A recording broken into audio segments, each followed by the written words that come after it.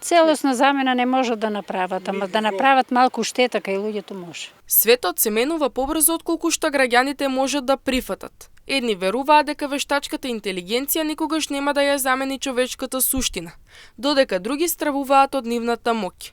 Помеѓу екраните и секојдневието, луѓето веќе чувствуваат како технологијата го отурнува човечкиот допир. Некои гледаат иднина во која вештачката интелигенција помага, но не владее, додека други гледаат опасност што незабележливо расте.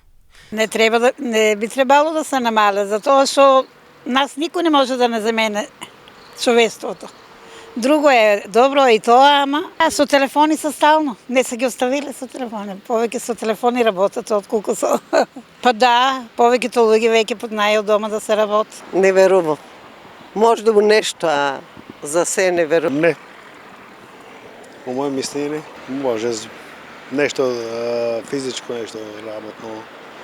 Ако е, например, градежништвото може. Зависи што... Да. Тоа е очигледно. Едно мало дете прво гледа у телефоно, па после гледа на туслото. Побаво е платена тие што работат од дома, него ние што физичките што ги работат.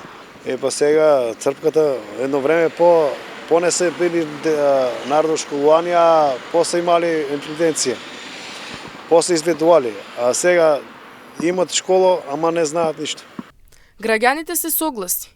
Целосно замена може би не, но сенката на штетата веќе тивко се надвиснува над човекот. Да, може. Не може никогаш. Не се стегава со никој случај. И така, останува прашањето што тлее во секој од граѓаните. Дали ние ќе ја контролираме технологијата или таа веќе почнала да не контролира нас?